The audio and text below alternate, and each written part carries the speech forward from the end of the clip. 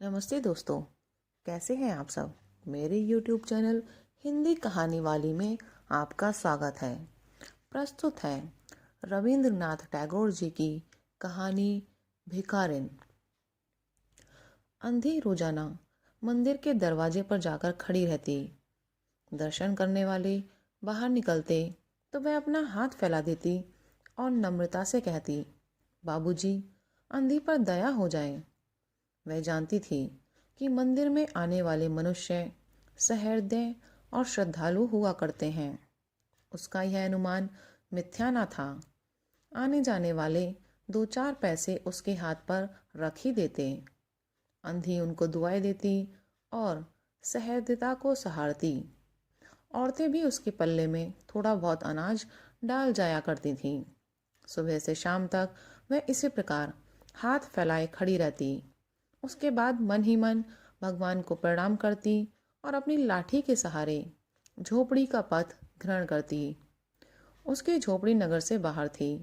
रास्ते में भी प्रार्थना करती जाती, किंतु राहगीरों में अधिक संख्या सफ़ेद वस्त्रों वालों की होती थी, जो पैसे देने वाले की बनिस्बत झिड़कियां दिया करते थे। तब भी अंधी निराश न होती और उसकी याचना बराबर जारी रहती। झोपड़ी तक पहुंचते पहुंचते उसे दो चार पैसे और मिल जाते। झोपड़ी के करीब पहुंचते ही एक 10 साल का लड़का उछलता कूदता आता और उससे चिपट जाता। अंधी टटोल कर उसके माथे को चूमती। बच्चा कौन है, किसका है, कहाँ से आया, इस बात से कोई परिचय नहीं था। 5 साल हुए। पास पड़ोस वालों ने उसे अकेला देखा था। इन्हीं दिनों एक शाम के समय लोगों ने उसकी गोद में एक बच्चा देखा। वह रो रहा था। अंधी उसका मुंह चूम चूम कर उसे चुप कराने की कोशिश कर रही थी। वह कोई असाधारण घटना न थी, इसलिए किसी ने भी ना पूछा था कि बच्चा किसका है। उसी दिन से यह बच्चा अंधी के पास था और प्रसन्न था। उसको वह अपने से अच्छा खिलाती पिलाती और पहनाती। अंधी ने अपनी झोपड़ी में एक हंडिया गाड़ रखी थी। शाम के समय जो कुछ मांगकर लाती उसमें डाल देती और उसे किसी वस्तु से ढक देती, इसलिए कि दूसरे व्यक्तियों की दृष्टि उस पर ना पड़े। खाने के लिए अन्न काफ़ी मिल जाता था, उससे काम चलाती। पहले बच्चे को पेट भरकर खिलाती, फिर स्वयं खाती। रात को बच्चे को अपनी छाती से लगाकर वहीं पड़ जाती। सुबह होते ही उसको खिला पिलाकर फिर मंदिर के दरवाजे पर जा खड़ी होती। काशी में सेठ बनारसी दास बहुत प्रसिद्ध व्यक्ति थे। बच्चा बच्चा उनकी कोठी को जानता था। बहुत बड़े देशभक्त और धर्मात्मा थे। धर्म में उनकी बड़ी रुचि थी। दिन के 12 बजे सेठ ध्यान स्नान में संलग्न होते थे। परंतु ऐसे आदमियों को भी ताता बंधा रहता जो अपनी पूंजी सेठ जी के पास धरोहर के रूप में रखने आते थे।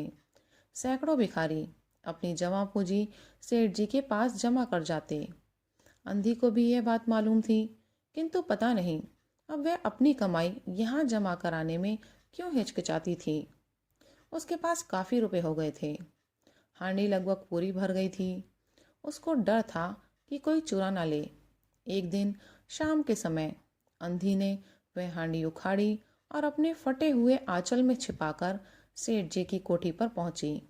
सेठ जी ने हांडी की ओर देखकर कहा, इसमें क्या है? अंधी ने उत्तर दिया, भीख मांग मांग कर अपने बच्चे के लिए दो चार पैसे इकट्ठे किए हैं। अपने पास रखते हुए डरती हूँ। कृपया इन्हें आप अपनी कोठी में रख लें।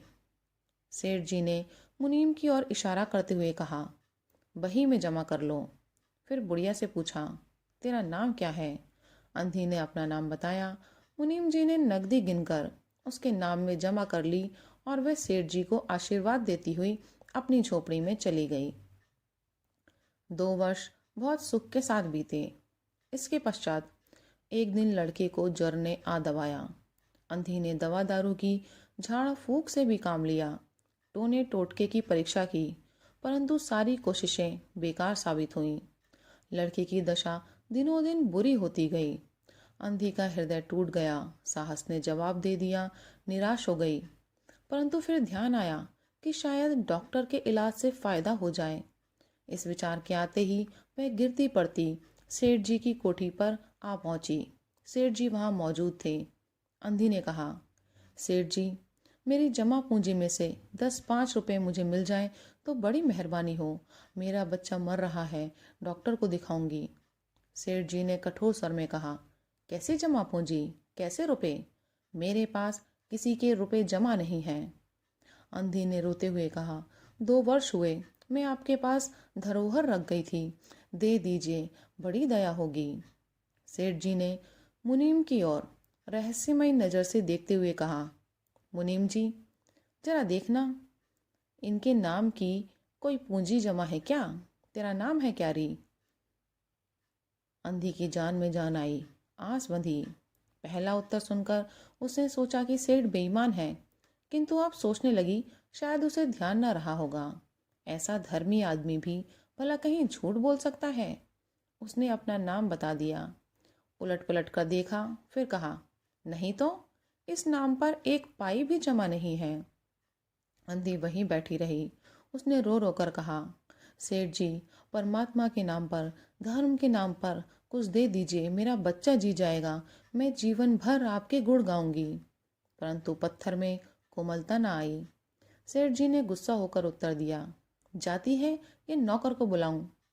अंधी लाठी टेक कर खड़ी हो गई और सेठ की तरफ मुंह करके बोली, अच्छा, भगवान तुम्हें बहुत दे, और अपनी झोपड़ी की तरफ चल दी। ये आशीर्वाद न था, बल्कि एक दुखी का शाप था। बच्चे की दशा बिगड़ती गई, दवा दारू हुई ही नहीं, फायदा क्यों कर होता। एक दिन उसकी हालत चिंताजनक हो गई, प्राणों के लाले पड़ गए। उसके जीवन से अंधी भी निराश हो गई। सेठ जी पर रह रहकर उसे गुस्सा आता था। इतना धनी व्यक्ति है, 2-4 रुपए दे देता तो क्या चला जाता, और फिर मैं उससे कुछ दान नहीं मांग रही थी, अपने ही रुपए मांगने गई थी। उसे सेठ जी से नफरत हो गई। बैठे बैठे उसको कुछ ध्यान आया। उसने बच्चे को अपनी गोद में उठा लिया और ठोकरें खाती गिरती पड़ती सेठ जी के पास पहुंची और उनके दरवाजे पर धरना देकर बैठ गई। बच्चे का शरीर जोर से भबक रहा था और अंधी का कलेजा भी। एक नौकर किसी काम से बाहर आया। अंधी को बैठा देखकर उसने सेठ जी को खबर दी। सेठ जी ने आज्ञा दी कि उसे भगा दो। नौकर ने अंधी से चले जाने को कहा, किंतु वह उस स्थान से ना हिली। मारने का डर दिखाया, पर टस से मस न हुई। उसने फिर अंदर आकर कहा कि वह नहीं टलती। सेठ जी खुद बाहर गए, देखते ही पहचान गए। बच्चे को देखकर उन्हें बहुत अचंभा हुआ कि उसकी शक्ल सूरत उनके मोहन से बहुत मिलती जुलती है। 7 वर्ष हुए तब मोहन किसी मेले में खो गया था। उसकी बहुत खोज की, पर उसका कोई पता न मिला। उन्हें याद हो आई कि मोहन की जांघ पर एक लाल रंग का चिन्ह था। इस विचार के आते ही उन्होंने अंधी की गोद से बच्चे की जांघ देखी। चिन्ह अवश्य था, परंतु पहले से कुछ बड़ा। उनको यकीन हो गया कि बच्चा उन्हीं का है। उन्होंने तुरंत उसको छीनकर अपने कलेजे से चिपका लिया। शरीर बुखार से तप रहा था। नौकर को डॉक्टर लाने के लिए भेजा और स्वयं मकान के अंदर चल दिए। अंधी खड़ी हो गई और चिल्लाने लगी, मेरे बच्चे को ना ले जाओ, मेरे रुपए तो हजम कर गए, अब क्या मेरा बच्चा भी मुझसे छीनोगे? सेठ जी बहुत चिंतित हुए और कहा, बच्चा मेरा है, यही एक बच्चा है। 7 वर्ष पूर्व कहीं खो गया था, अब मिला है, इसलिए इसे कहीं नहीं जाने दूंगा और लाख कोशिशें करके भी इसके प्राण बचाऊंगा। अंधी ने एक जोरदार ठहाका लगाया, तुम्हारा बच्चा है, इसलिए लाख यत्न करके भी इसे बचाओगे? मेरा बच्चा होता तो उसे मर जाने देते। क्यों? यह भी क्या न्याय है? इतने दिनों तक खून पसीना एक करके उसको पाला है, मैं उसको अपने हाथ से नहीं जाने दूंगी। सेठ जी की अजीब हालत थी, कुछ करते धरते बन नहीं पड़ता था। कुछ देर वहीं मौन खड़े रहे, फिर मकान के अंदर चले गए। अंधी कुछ समय तक खड़ी रोती रही, फिर वह भी अपनी झोपड़ी की ओर चल दी। दूसरे दिन प्रातः ईश्वर की कृपा हुई या दवा ने जादू का सा प्रभाव दिखाया। मोहन का बुखार उतर गया। होश आने पर उसने आंख खोली तो सर्वप्रथम शब्द उसकी जबान से निकला, माँ। चारों ओर अजनबी शक्लें देखकर उसने अपने नेत्र फिर बंद कर लिए। उस समय से उसका ज्वर फिर ज़्यादा होना शुरू हो गया। माँ की रट लगी हुई थी। डॉक्टरों ने जवाब दे दिया। सेठ जी के हाथ पांव फूल गए। उन्हें चारों तरफ अंधेरा दिखाई देने पड़ा। क्या करूं? अब एक ही बच्चा है, इतने दिनों बाद मिला तो मौत उसको अपने चंगुल में दबा रही है, इसे कैसे बचाऊं? अचानक उनको अंधी का ध्यान आया। पत्नी को बाहर भेजा कि देखो कहीं वह अब तक दरवाजे पर न बैठी हो, परंतु वह वहां कहाँ थी। सेठ जी ने फिटन तैयार करवाई और बस्ती से बाहर उसकी झोपड़ी पर पहुंचे। झोपड़ी बिना दरवाजे की थी। अंदर गए, देखा अंधी एक फटे पुराने टाट पर पड़ी है और उसकी आंखों से अश्रु धारा बह रही है। सेठ जी ने धीरे से उसको हिलाया। उसका शरीर भी अग्नि की तरह तप रहा था। सेठ जी ने कहा, बुढ़िया, तेरा बच्चा मर रहा है। डॉक्टर निराश हो गए हैं। रह रहकर वह तुझको पुकारता है। अब तू ही उसके प्राण बचा सकती है। चल और मेरे नहीं नहीं अपने बच्चे की जान बचा ले। अंधी ने जवाब दिया, मरता है तो मरने दो, मैं भी मर रही हूँ। हम दोनों स्वर्गलोक में फिर माँ बेटे की तरह मिल जाएंगे। इस लोक में सुख नहीं है, वहाँ मेरा बच्चा सुख से रहेगा। मैं वहाँ उसकी ठीक तरह से सेवा करूंगी। सेठ जी रो दिए। आज तक उन्होंने किसी के सामने कभी सिर न झुकाया था, किंतु इस समय अंधी के पांवों पर गिर पड़े और रो रो कर कहा, ममता की लाज रख लो, आखिर तुम भी उसकी माँ हो। चलो, तुम्हारे जाने से वह बच जाएगा। ममता शब्द ने अंधी को बेचैन कर दिया। उसने तुरंत कहा, अच्छा चलो। सेठ जी उसको सहारा देकर बाहर लाए और फिर फिटन पर बैठा दिया। फिटन घर की ओर दौड़ने लगी। उस समय सेठ जी और अंधी भिखारिन दोनों की एक ही हालत थी। दोनों की यही इच्छा थी कि जल्दी से जल्दी अपने बच्चे के पास पहुंच जाए। कोठी आ गई। सेठ जी ने सहारा देकर अंधी को उतारा और अंदर ले गए। भीतर जाकर अंधी ने मोहन के माथे पर हाथ फेरा। मोहन पहचान गया कि यह उसकी माँ का हाथ है। उसने तुरंत आंखें खोली और अपने पास खड़ी माँ को देखते हुए कहा, माँ, तुम आ गई। अंधी भिखारिन मोहन के सिरहाने बैठ गई। उसने मोहन का सिर अपनी गोद में रख लिया। उसको बहुत सुख का एहसास हुआ और वह उसकी गोद में तुरंत सो गया।